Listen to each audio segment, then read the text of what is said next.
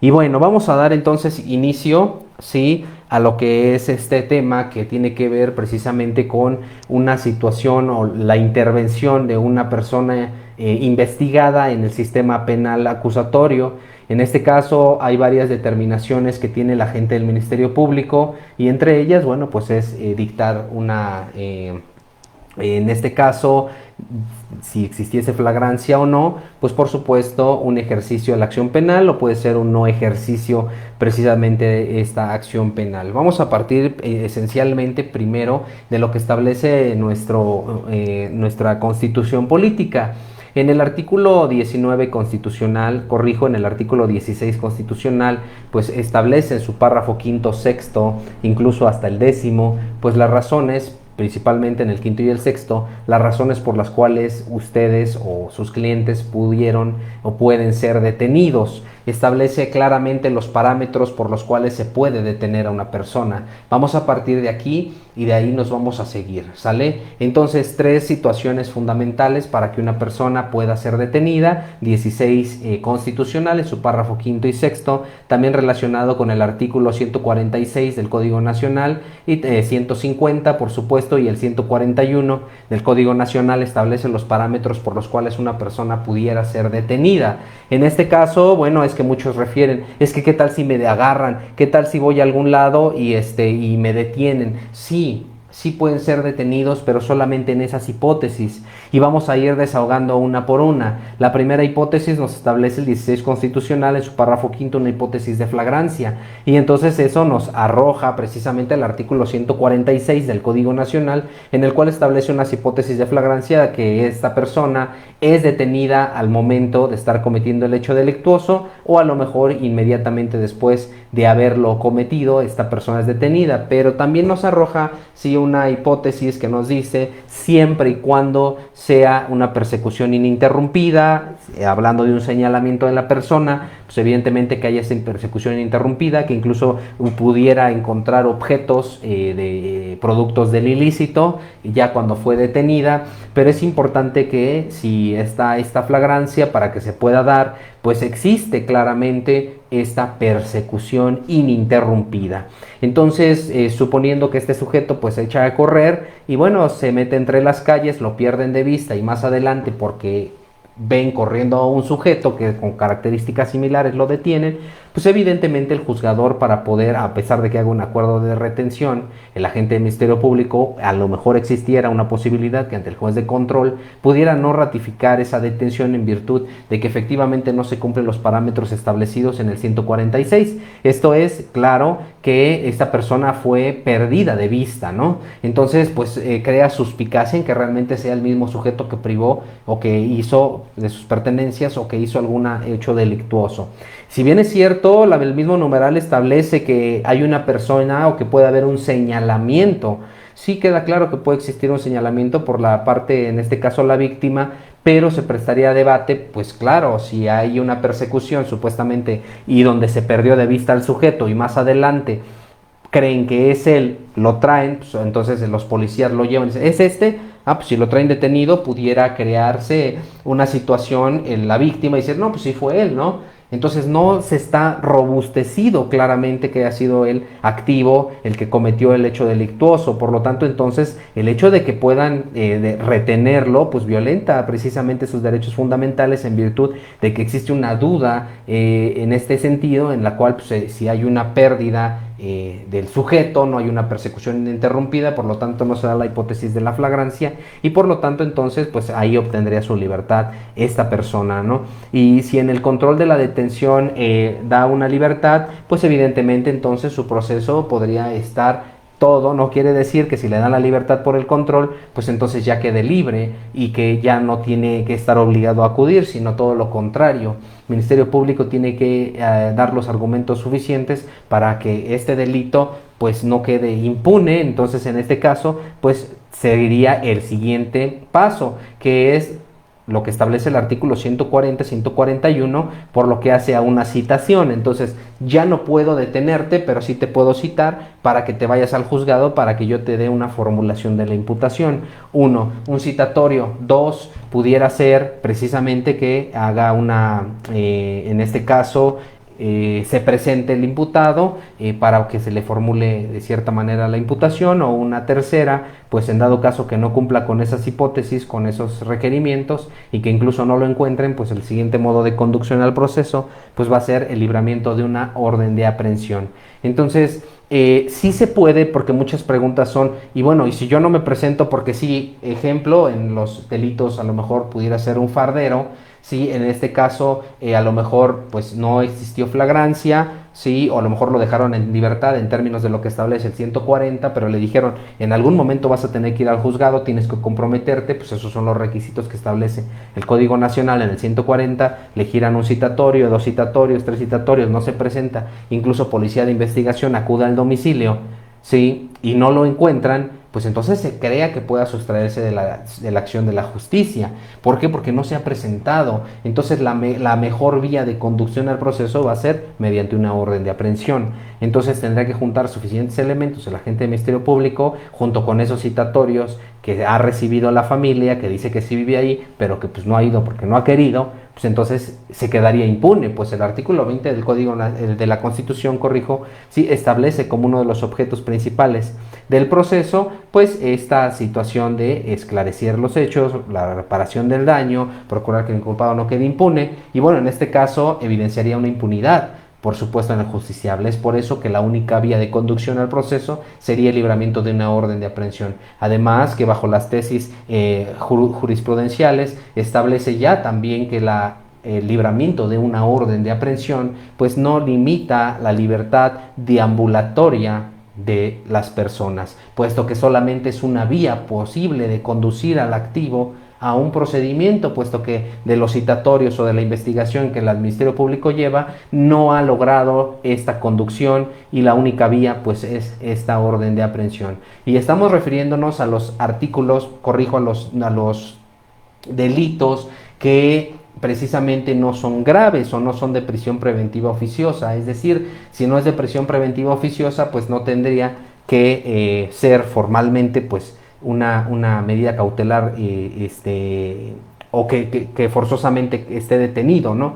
Hay una prisión preventiva justificada que va a solicitar en su momento el fiscal, si es que considera, pero también sería excesivo, pues el delito a lo mejor no amerita esa medida cautelar. Pues ya lo estableció precisamente en el artículo 19 constitucional, se establece claramente cuáles delitos ameritan prisión preventiva justificada, perdón, prisión preventiva oficiosa, en términos también de lo que establece el artículo 167 del Código Nacional, pues nos dice cuáles son todos esos delitos que ameritan prisión preventiva oficiosa. Entonces, ahora bien, vámonos de regreso, pues entonces en una persona cuando es detenida en flagrancia puede ser por un delito que a lo mejor no sea grave, o puede ser por un delito que sí sea grave, ¿no? Vamos a aterrizar a lo mejor en un homicidio, pues es un delito que es grave, lo capturaron cometiendo el ilícito en flagrancia, a lo mejor con una arma punzocortante, hubo una situación en la calle donde iba pasando a lo mejor una patrulla y observa cómo el activo le está dando de puñaladas al pasivo, ¿no? Entonces en ese momento pues evidentemente lo detienen, pues es una de las hipótesis que establece el 16 constitucional en su párrafo quinto con relación al 146, en la primera hipótesis que establece que el sujeto es detenido al momento de estar cometiendo el delito. Caso contrario, pues obviamente aquí no opera la libertad durante la investigación en términos del 140, puesto que es un delito que se sabe y se advierte que va a solicitar la prisión preventiva oficiosa, ¿no? En este caso porque está tasado. Entonces aquí no existe una libertad. Sin embargo, se verificarán las situaciones del control. ¿Cómo es que fue detenido? Ok, en la primera hipótesis, al momento de estar cometiendo el hecho delictuoso, perfecto. Entonces, a ver cómo fue, entrevista del primer respondiente para poder sustentar el hecho. ¿Sí? Si fuese el único testigo que estuvo ahí, pues con ese testigo va a ser suficiente para poder establecer esa hipótesis de flagrancia, que es que esté cometiendo el delito en ese momento, ¿no? Entonces con eso se justifica la primera fase o la primera etapa del control de la detención. Por supuesto debe de existir un registro inmediato de la detención, pues entonces por ello tendría que verificar el defensor este RND, que es el Registro Nacional de Detenciones, pues si él está diciendo que a las 3 de la mañana observa cómo le está dando de cuchilladas, pues evidentemente el Registro Nacional de Detenciones debería de estar a las 3 de la mañana a lo mejor exageradamente 4 de la mañana, ¿no? Puesto que, bueno, en ese momento, al tener un hecho delictuoso, el primer respondiente debe de avisar primeramente a su mando y posteriormente debería de avisarle al Registro Nacional de Detenciones. Independientemente también, entrevistas que deberán de ser corroboradas o dichos que deberán de ser corroborados con los paramédicos, puesto que al tener un cuerpo, el primer respondiente no sabe realmente si está con vida o no está con vida, por eso tendría que llamar a los servicios médicos. Si ustedes pueden advertir, pues los servicios médicos al llegar también van a marcar un horario de llegada que o va a corroborar el dicho del primer respondiente y del Registro Nacional de Detenciones o definitivamente lo va a desvirtuar. Ahora bien, vamos a suponer que existen cámaras de videovigilancia en un domicilio que apunta precisamente donde sucedieron los hechos. Pues si esas videograbaciones al ser analizadas se advierte que efectivamente el horario exacto fueron las 2:45 y el primer respondiente está diciendo que son las 3, bueno, evidentemente los horarios son aproximados, sin embargo el hecho sí se suscita dentro de esas temporalidades que pues son lógicas o bajo las máximas de la experiencia van a decir, bueno, pues es que es una situación aproximada las que están refiriendo los órganos de prueba o los testigos, ya sea el caso, sí, en ese momento. Entonces se cumple lo establecido con la primera parte del control de la detención. El siguiente paso pues va a ser precisamente las cuestiones de legalidad establecidas y el debido proceso, que también en este caso, bueno, además del Registro Nacional de Detenciones, que debe de existir una detención, un registro de la detención, que esta es pública para que cualquiera pueda verificar dónde está su detenido. Además de ello, el primer respondiente pues tiene que dar aviso y llevar de inmediato, poner de inmediato a disposición al sujeto activo, ¿no? Entonces, si los hechos sucedieron a las 3 de la tarde, pues entonces el señor juez va a verificar qué sucede después, es decir, a ver, si tú lo detuviste a las 3 de la tarde, entonces, ¿cuánto tiempo pasó para que lo llevaras a la agencia del Ministerio Público? Ahora bien, la legislación, la codificación nacional, también así como la Constitución establecen que deberá de ser puesto a la autoridad de manera inmediata y la autoridad más cercana. Entonces, si estamos en dependiendo de dónde se encuentren ustedes, no es que yo lo lleve a un ministerio público que yo quiera, no, sino el más cercano, y el más cercano tiene que iniciar la carpeta de investigación y posteriormente, si quieren, remitirla al Ministerio Público que corresponda. En el caso, si fuese una situación de un homicidio, pues a lo mejor llega a lo mejor a un centro de justicia, llega al turno de donde ustedes quieran, pues entonces puede ser remitido a la Fiscalía Especializada, ¿no? De diferentes delitos, en este caso la Fiscalía Especializada de Homicidio, a lo mejor si fuera transporte, a lo mejor, pero tiene que iniciar la carpeta. Entonces, el trayecto en el cual suceden los hechos a la llegada del agente del Ministerio Público, ¿cuánto tiempo pasó? No, pues fueron a las 3 de la mañana y refiere que a las 3:35 llegaron. Bueno, es un tiempo más o menos razonable, puesto que la distancia que pudiera existir pues, son de 30 minutos, ¿no? Iniciaron la carpeta a las 4:30 de la mañana. No, ok, entonces ¿por qué una hora? Pues porque había mucha gente, pero ya estaban ahí. Es decir, ya saben dónde se encuentra este sujeto. Esto surge precisamente para evitar la desaparición forzada de personas. Entonces ya saben dónde está el detenido y evidentemente pues ya no se violentan esos derechos. Ahora, ¿a qué hora inició el Ministerio Público la carpeta? Bueno, a las 4:30, suponiendo. Pasó ya una hora después de que estuvieron ahí. Sin embargo, el primer respondiente tiene la custodia, el cuidado y la custodia de este detenido. Saben, bajo el Registro Nacional de Detenciones que se hizo de inmediato, con quién está ese imputado. Es decir, no se le han violentado sus derechos, no está desaparecido, no está secuestrado, no está nada, está detenido y está con una persona. En este caso es el primer respondiente y este ya dio aviso, aquí está conmigo, cuando yo se lo deje al MP te aviso, cuando eso se llama puesta a disposición.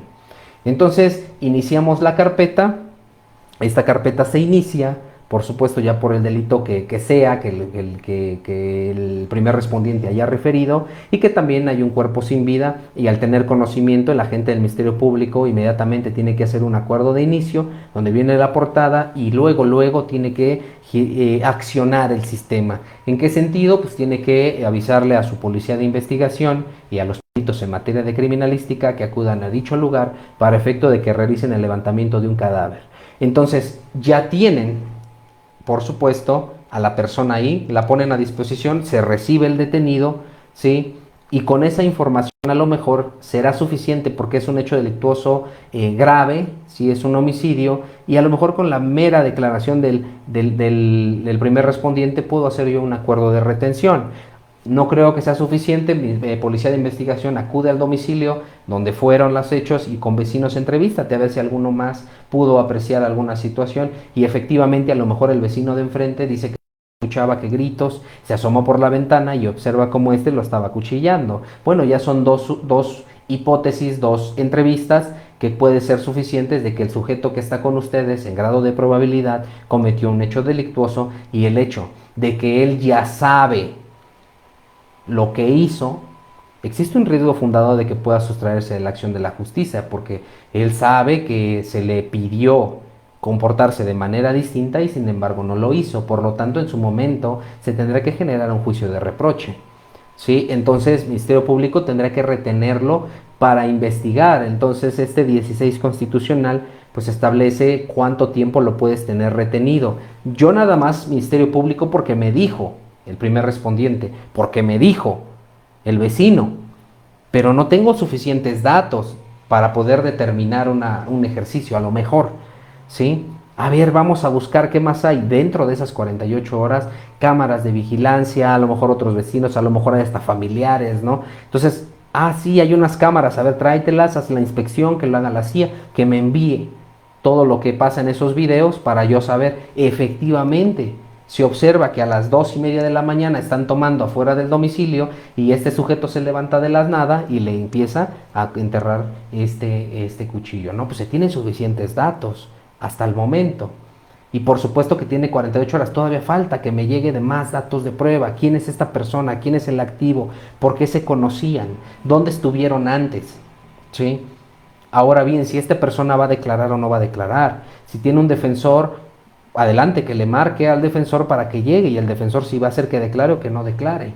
¿Sí? Se advierte que tenía un cuchillo en la mano. Bueno, voy a ver ese cuchillo, lo voy a mandar al área de química para que me determine qué tiene ese cuchillo. Pues sí tenía sangre. Al área de genética para que me determine si esa sangre corresponde a la persona fallecida. No, pues sí corresponde. Entonces, ¿por qué él traía un cuchillo con esa? Pues porque evidentemente él fue en grado de probabilidad el que cometió el hecho delictuoso. Por lo tanto, entonces, con esos elementos yo tengo suficientes para poder decretar un acuerdo de retención. ¿Sí? Entonces yo ya lo retengo, ¿sí? Por las 48 horas, supongamos que 3:26 lo pusieron a disposición, y entonces yo tendría hasta las 3:26 del día, estamos a 30, sería primero del día 2, ¿no? Del día 2 del domingo, para poder determinar si sí lo voy a mandar con un juez o lo voy a dejar en libertad.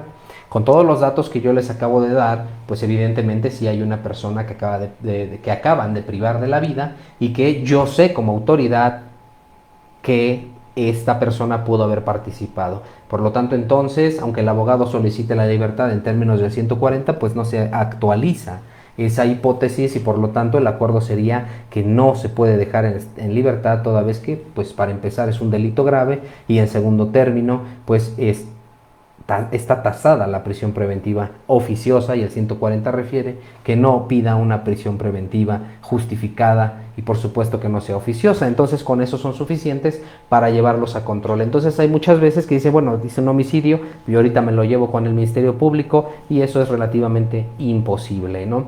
Tendría que verificar el Ministerio Público si efectivamente sí cometió el hecho delictuoso en grado de probabilidad, como lo establece el artículo 316 en su fracción tercera, para poder sustentarlo ante un juez de control en una vinculación a proceso. Entonces, fíjense cómo las situaciones pues van cambiando de acuerdo a las vivencias, ¿sí? de cada asunto. Entonces, en este caso, si fue una persona con detenido, ¿sí? Y como yo les comentaba, pues esta persona con detenido, pues requiere de situaciones importantísimas, ¿no? Entonces, vamos a verificar que cuando ya haga el acuerdo de retención y diga, no, pues sí lo voy a judicializar, pues entonces en esos momentos el Ministerio Público solicita, ya supongamos que es domingo, ya se tiene que ingresar al penal, recordemos la certificación que se tiene que hacer al justiciable, en ese hecho desde el momento en la detención se tiene que certificar y por supuesto antes del ingreso al penal se tiene que volver a certificar para efecto de que no existieran violaciones, precisamente en este caso, como las situaciones de tortura por cualquier cosa, ¿no? Entonces no tiene que presentar, así como llegó, así se tiene que ir. Si ya llegó con lesiones, pues entonces se tendrá que ir con las lesiones que tiene, ¿no? Entonces no debe de tener más lesiones, se ingresa al centro carcelario, Ministerio Público solicita, después de haberlo ingresado, solicita una audiencia inicial mediante el sistema de gestión judicial para que puedan darle fecha y hora para su audiencia, normalmente siempre va a ser al siguiente día, y es ahí donde le expone al juez, señor juez, lo que yo hice para poder retener a este sujeto fue lo siguiente, y es entonces donde le explica, lo detuvieron los primeros respondientes cometiendo el hecho delictuoso, y esto lo acredito con la entrevista del primer respondiente, la entrevista a lo mejor del vecino, los videos en los cuales se advierte que él estaba ocasionándole las lesiones con esta arma punzocortante. Y posteriormente fue trasladado al Ministerio Público a tal hora, iniciaron la carpeta a tal hora, Ministerio Público hizo su acuerdo de retención a una determinada hora y por lo tanto a lo mejor el juez advierte una idoneidad, ¿sí? Porque en el control de la detención no va a verificar situaciones de fondo, sino más bien respecto de la legalidad de la detención. Entonces, si ustedes como defensores observan que efectivamente fue detenido de manera correcta, pues entonces no habría tema de debate, ¿no? ¿Qué voy a debatir? No le leyeron los derechos a mi representado, pues hasta los firma en el informe policial homologado, ¿no? Firma esos derechos que sí se le hicieron saber, Ministerio Público se los vuelve a saber, tan es así, fíjense bien, que le asigna un abogado, ¿sí? Y ese abogado cuando llega, lo declara o no declara, se le hacen saber sus derechos. Entonces, el hecho de que digan en la audiencia que no se le hicieron saber sus derechos y con eso pretendan que no se va a calificar de legal la detención, pues es evidente que considero que no va a funcionar. ¿Sí? Incluso el juez en ese momento le vuelve a hacer saber sus derechos. Y en la detención, pues evidentemente se lo pudieron haber hecho también saber. Entonces, cuando ya está en la agencia del Ministerio Público, lo judicializa, pues yo le expongo como fiscal al juzgador todos mis argumentos y ustedes como defensores, pues verificar si hay tema de debate respecto de la legalidad de la detención o no. Muchos argumentan un montón de cosas que ni van al caso, ¿no? Entonces el juzgador pues, va por supuesto a negar la situación, ¿no? Va a decir, no le asiste la razón al defensor en virtud de ciertas cosas, pues las temporalidades son correctas, ¿no? Si llegó a la agencia del el Ministerio Público tenía carga de trabajo y por eso no la inició a determinado tiempo. Sin embargo, ya estaba ahí, es decir, ya sabían dónde estaba el detenido. A ver, dice Axel, saludos Axel.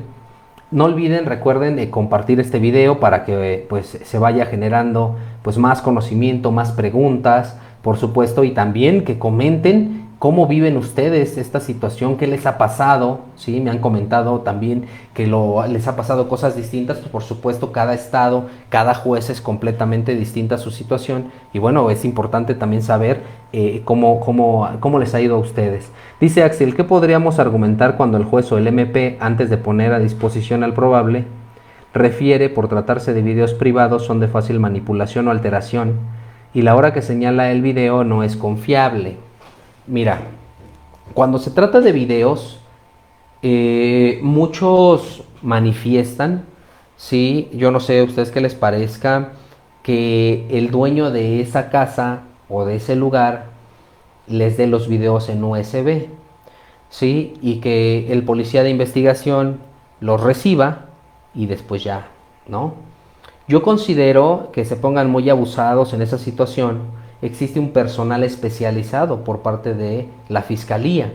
Ejemplo, en el Estado de México, pues existe este Centro de Investigación y Análisis, que es llamado la CIA, que son equipos profesionales de informáticos expertos que precisamente acuden al domicilio y toman fotos de qué tipo de módem es, por darle un nombre, y hacen ellos la extracción de los videos, porque son los expertos. Cuando hacen la extracción de los videos, tienen que iniciar una cadena de custodia, ¿sí? Cuando inician la cadena de custodia, estas personas, pues obviamente corren este traslado a las partes, ¿sí? Pero previo a ello, la CIA, al iniciar esto, la cadena se la entrega al Policía de Investigación o al Ministerio Público. Estos videos ya están lícitamente obtenidos. Y muchas veces los mismos familiares te entregan, sí, aquí están los videos, no se preocupe. Bueno, habría que verificar si la persona que hizo la extracción de los videos es un profesional, ¿no? Si no, en dado caso, ¿cómo pudiera existir suspicacia en la alteración de los videos en cuanto a horas y fechas? Pudiera ser que sí. O sea, ahí sí te doy la razón, ¿sí? Pero el hecho de que sean privados sí pudieran ser manipulables siempre y cuando no lo extraiga la persona correcta. Y la persona correcta es servicios periciales, en este caso, las personas de investigación y análisis, que son los que hacen la extracción de estos videos, ¿sí? Y inician una cadena de custodia. Cuando ya la inician, yo se la entrego este experto se le entrega al Ministerio Público o se le entrega al policía de investigación que está a cargo, firma de recibido y se empieza a verificar en la cadena de custodia quiénes son las personas que estuvieron tocando esos videos. Pues la persona dueña de la casa no tocó los videos, nunca. Los que lo tocaron fueron unos expertos. Entonces ahí no habría suspicacia en la alteración de los mismos. Incluso ha habido situaciones donde los videos, como es cambio de horario, a veces tienen una hora atrasada y ya no los cambian porque no saben cómo, ¿sí? Entonces las personas que extraen los videos, ¿sí? Son los que manifiestan mediante un informe que se encontraba atrasado el reloj, ¿sí? Y que por esa situación se informa para los efectos legales que haya lugar, ¿sí? Y se toma una fotografía de la pantalla. Ya está informando, pero lo hace un experto. Entonces ahí no habría forma de alteración, porque desde la extracción, ¿sí? Informa este experto. Entonces ahí, si tu pretensión es argumentar la manipulación de los videos, yo considero que sí se podría, salvo su mejor opinión, los que estén de acuerdo conmigo, los que no, por favor, coméntenlo para también robustecernos. Pero para argumentarlos, verifícate que los videos, primero, para empezar así de cajón, que tenga cadena de custodia. Y, punto muy, muy importante, el oficio que va dirigido a la persona en el domicilio solicitándole autorización para extraerlos. Si no, entonces, si no obra ese oficio, si no obra ninguna constancia, pues crea suspicacia en el juzgador realmente de dónde se obtuvieron los videos. Porque no hay un antecedente que se hayan constituido. Además, policía de investigación tiene que darles un avance de investigación que se constituyó en el lugar, que habló con el dueño de los videos y que le dijo que si le permitía sacar los videos. Este dijo que sí, pero le entregué un oficio, me recibió, me dijo que sí. Entonces acudo con el personal profesional, le tomo fotos al personal profesional, el personal profesional extrae los videos, todo. Bueno, ahí sí hay una licitud. O más bien, no hay suspicacia de que pudieran haber sido alterados. Ahí sí no obra ninguna duda, ¿no? En el juez que le pudiera generar. Caso contrario, en tu pregunta, la respuesta más en concreto sería que verifiques si obra esta cadenita, ¿sí? Que si llegó el profesionista, que debe de ser para la extracción. Si no llegó, pues ahí es donde tienes que atacar. ¿Quién hizo la extracción de los videos? Esto lo puedes debatir en la etapa intermedia o bien en la etapa de la vinculación. ¿Sí? Señoría, solicitaría que no se tengan por tomados en consideración las videograbaciones en virtud de que fueron obtenidas precisamente de manera ilícita por lo siguiente, y entonces ya le expones al juez. Y el juez, cuando tome una resolución, va a tener que resolver sin tomar en consideración los videos. ¿Sí? Va a decir, voy a hacer a un lado los videos y les resuelvo con lo que tengo. Es como, por ejemplo, cuando hay un protocolo de un menor que no fue tomado con los protocolos correspondientes, le solicitaría al juez, imagínense que es un menor presencial, señoría, no se ha tomado la entrevista conforme lo establece la legislación nacional. Por lo tanto, si hay una violación al debido proceso y solicito que no se tome en consideración para su resolución. Y si él fue el testigo presencial, pues entonces lo va a dejar en libertad. ¿Sí? Si no hay otros elementos, aclaro, estoy como yendo más allá. ¿no? A lo mejor hay más datos, no hay problema, pero si no hubiese más, que fuese lo único, pues el juez no tendría por qué ponderarlos, por qué valorarlos, ¿sí? Hay una valoración probatoria y esa valoración probatoria, ¿sí? Recuerden la valoración probatoria de íntima convicción, ¿sí? Ya se quedó atrás, ¿sí? Ahora está la libre y lógica. Esta valoración de la prueba libre y lógica y las máximas de la experiencia del juzgador, pues pueden establecer que efectivamente si yo le doy ponderación a esta prueba, pues estaría violentando, ¿sí? Ciertos derechos y entre ellos pues, el debido proceso, ¿no? ¿Por qué? Porque no fue recabada conforme lo establece la legislación nacional. Los videos sería lo mismo. No tengo certeza de que esos videos sean los mismos que estaban en el domicilio, puesto que no hubo un sujeto que acudiera al domicilio a extraerlos, se los dieron así en económico. Pues entonces se crea suspicacia, ¿sí? Recordemos también que, bueno, para poder establecer o dictar un auto de vinculación a proceso, pues forzosamente tiene que reunirse los requisitos que establece el artículo 316 en su fracción tercera. Y estos indicios razonables, ¿sí? Pues también son razonables para dictar un auto de no vinculación a proceso. Entonces por ahí también lo pudieran llevar. Pero bueno, regresando al tema, cuando es una situación con detenido, pues evidentemente el Ministerio Público pues tiene esta temporalidad para poder reunir un montón de datos de prueba, un cúmulo de pruebas, sí, pero que además estos datos de prueba sean razonables y lógicos. Entonces imagínense, no se trata nada más de allegarnos de datos de prueba para hacer lo loco, ¿no? No, y tienen que ser idóneos, pertinentes y que en un conjunto sean suficientes para poder establecer la probable participación de una persona en un delito. Pues puede ser que la conducta se haya realizado, ¿sí? Pero ¿dónde está el resultado material? O al revés, hay un resultado material, pero la conducta que le pretenden atribuir no es la que es. Entonces, o más bien, ¿no? Hay un delito que es antijurídico, ¿sí? Pero no hay una tipicidad, ¿verdad? Hay un delito, ¿sí? Que no tiene, no pueden ponderar la culpabilidad de cierta manera. Sí, entonces estas situaciones pues se tienen que verificar desde la detención de la persona. Si bien es cierto, la culpabilidad se va a basar mediante un juicio reproche en términos de lo que establece el 405 y 409 del Código Nacional, mediante una sentencia, ¿sí? Pues también tiene que ponderar en grado de probabilidad pues esa culpabilidad, puesto que se le exigía al activo comportarse de una manera distinta, sin embargo, no lo hizo, ¿no? Entonces, seguimos insistiendo, hay delitos que pueden ser que no sean antijurídicos, ¿no? Ah, pero ¿cómo está esto? ¿Cómo puede ser un delito que no sea antijurídico o un delito que no sea típico?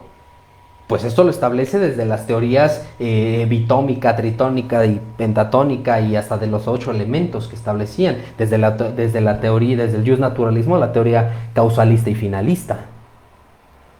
Y entonces, todo esto lo tiene que ponderar desde el Ministerio Público, en grado de probabilidad. Nada más en grado de probabilidad. Así lo establece el 316. Pero ¿qué creen? Que si quiere ejercer su facultad el defensor de ofrecer medios de prueba, entonces ahora sí nos vamos a juicio. Pues el 314 establece que todo dato de prueba, o medio de prueba en este caso, ofrezco mis testigos como defensores y tiene que ser el desahogo conforme lo establece el juicio oral. Y para poder establecer el juicio oral, pues tenemos que irnos al artículo 370, 72, 73, 76, 80, 83 y 86 del Código Nacional para poder desahogar estos medios de prueba. Entonces, fíjense cómo con detenido se tienen que visualizar también los elementos objetivos, subjetivos y normativos del tipo. ¿Y cuál va a ser la teoría? El Ministerio Público tiene que procurar porque no haya una situación de, por supuesto, de elementos negativos del tipo.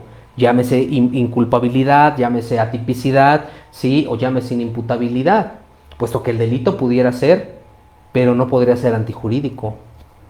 ¿Cómo está esto? No, pues el maestro ya se volvió loco.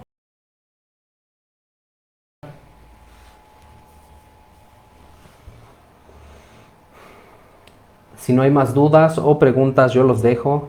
Espero que tengan una excelente tarde. Nos vemos la próxima semana por aquí. Que estén muy bien, compartan estos videos, también el canal de YouTube, suscríbanse al canal, en el Instagram, en el TikTok, en el Face, todo para que puedan ustedes enterarse de pues videos que subo, que comparto, ¿sí? Experiencias también, y cualquier situación me pongo a sus órdenes. Excelente tarde a todos y que estén muy bien.